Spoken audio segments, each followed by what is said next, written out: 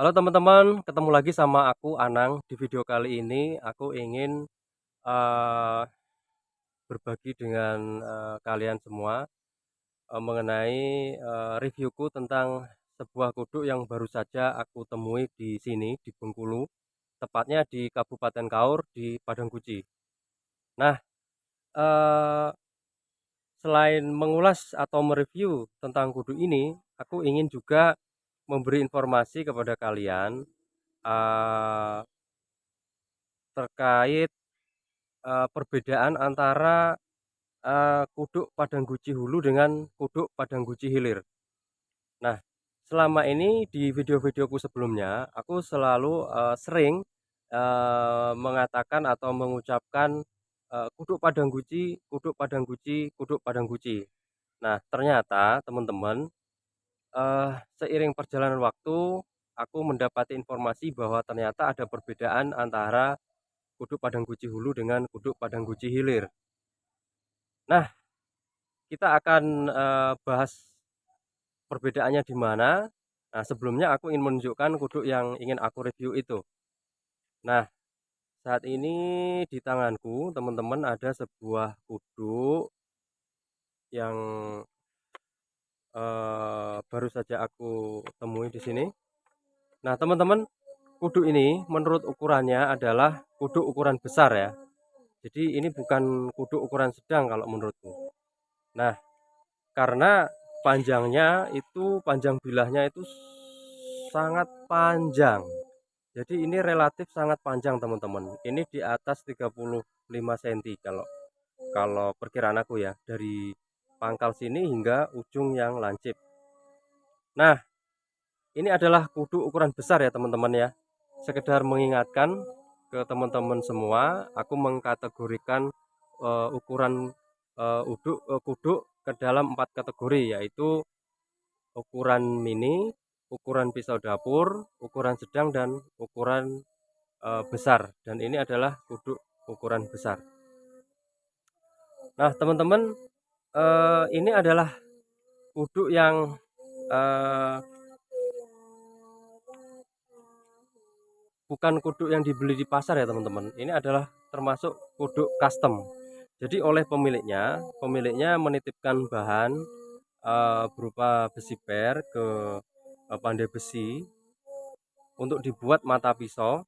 Nah, kemudian setelah jadi mata pisaunya, si pemilik kudu ini eh, merangkai kudu ini menjadi sebuah kudu jadi ya, yaitu dengan membuat eh, tangkai kuduknya atau gagang kuduknya atau pulu kuduk dalam bahasa Padang Buci sini ya. Nah, si pemilik kudu ini menyiapkan semalang yang terbuat dari besi senapan berwarna kuning. Nah, ini cukup spesial teman-teman ya. Mungkin teman-teman sering melihat kuduk dengan semalang berwarna putih atau besi berwarna putih, tetapi ini berwarna kuning. Nah, kalau kalian penasaran, ini biasanya berasal dari besi apa? Ini biasanya dari besi gagang senapan, teman-teman ya. Kalau yang kecil itu mungkin bagian ujung senapan, kalau yang besar dia di bagian kanon senapan yang agak bawah itu yang besar itu. Nah, apa yang harus aku bahas ya teman-teman ya? Ini adalah jenis kuduk seluang, teman-teman. Nah, ini adalah jenis kuduk seluang. Karena mata pisaunya berbentuk seperti ini. Mata pisaunya berbentuk seperti ini, teman-teman. Ini adalah jenis kuduk seluang. Jadi kalau teman-teman bayangkan ya, bayangkan teman-teman tidak melihat gagang kuduk ini, dan bayangkan jika bagian yang menancap di gagang kuduk ini lancip ke sini, itu akan ada keseimbangan antara sebelah sini dan sebelah sini jika diukur dari tengah. Ini adalah kuduk seluang. Nah, mengenai kuduk seluang ini, kenapa ini disebut kuduk seluang? Itu berkaitan dengan jenis bentuk mata pisaunya. Teman-teman bisa mengecek penjelasanku lebih lengkap di video sebelumnya ya teman-teman ya. Nah, ini sebagaimana aku sampaikan tadi, ini custom ya teman-teman ya. Di sini ada ada signature dari pembuatnya, yaitu Rojas P. Di sini ada tulisan Rojas P, ini kayaknya nama pandai besinya. Kemudian di sini ada tulisan Tanjung Kemuning, TJ Kemuning.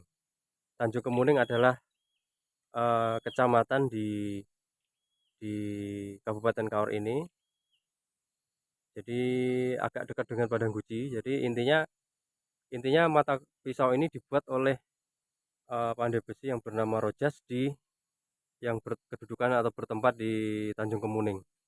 Nah, teman-teman, sekarang informasi pentingnya, eh, sekali lagi, aku selalu bilang teman-teman ya, ini adalah kuduk Padang Guci, Padang Guci, Padang Guci.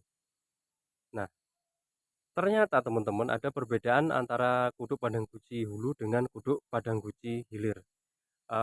Untuk kamu yang belum tahu perbedaan Padang Guci Hulu dan Padang Guci Hilir, aku jelasin sekilas ya.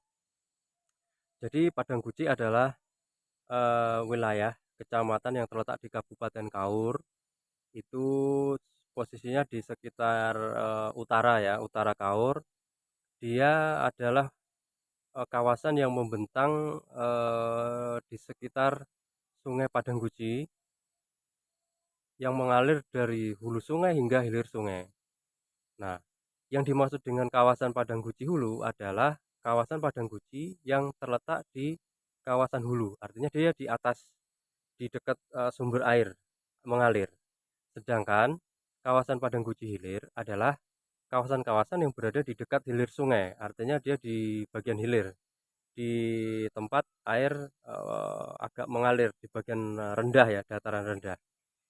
Nah, kalau contohnya itu contoh kawasan di Padang Guci Hulu, itu yang termasuk kawasan Padang Guci Hulu yang terletak di dekat hulu sungai, itu adalah seperti kawasan Bungin Tambun, eh, apa ya, Coko Enau, Coko Betung dan seterusnya. Sedangkan kawasan yang termasuk Padang Guci Hilir itu adalah Desa Air Kering, Desa Talang Jawi, Gunung Kaya dan sebagainya. Nah, itu adalah Padang Guci Hilir. Nah, ternyata ada perbedaan antara kuduk Padang Guci Hulu dengan kuduk Padang Guci Hilir. Nah, perbedaannya apa? Nah, yang sedang aku pegang ini adalah kuduk Padang Guci Hilir. Nah, ini adalah kuduk Padang Guci Hilir. Nah, ini tipe kuduk Padang Guci Hilir. Dari mana kita ketahui?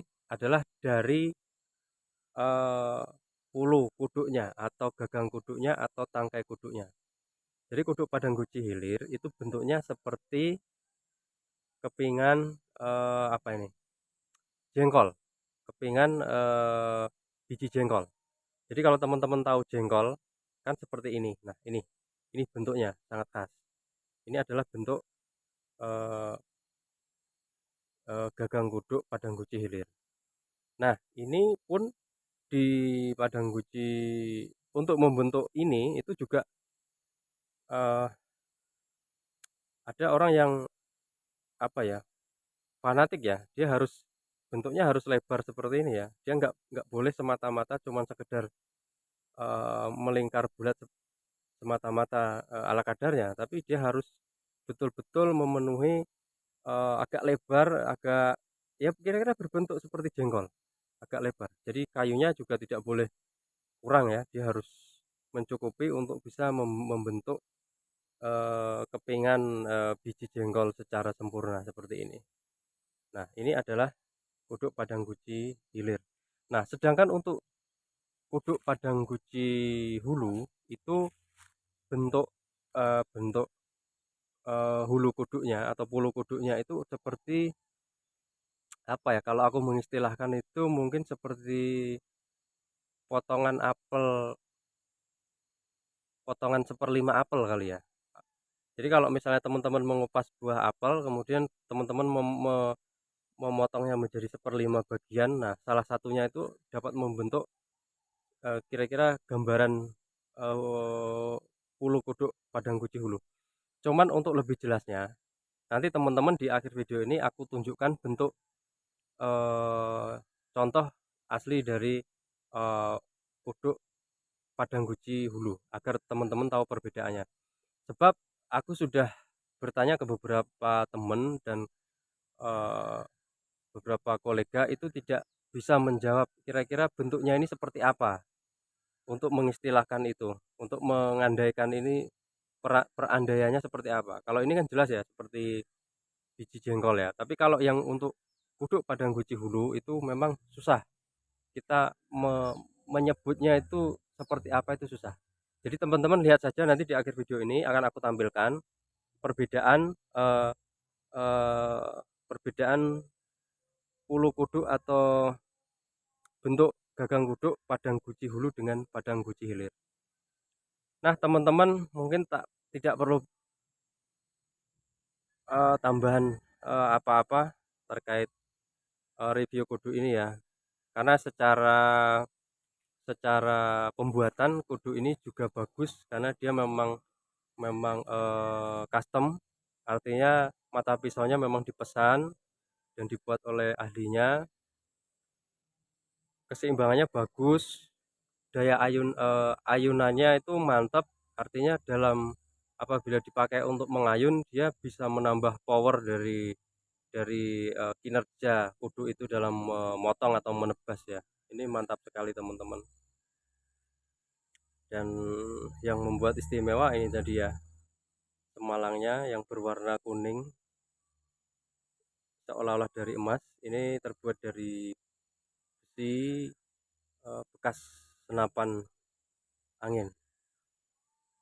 Nah kira-kira itu aja teman-teman yang aku ingin share di video kali ini. Semoga bermanfaat dan sampai jumpa di video lainnya.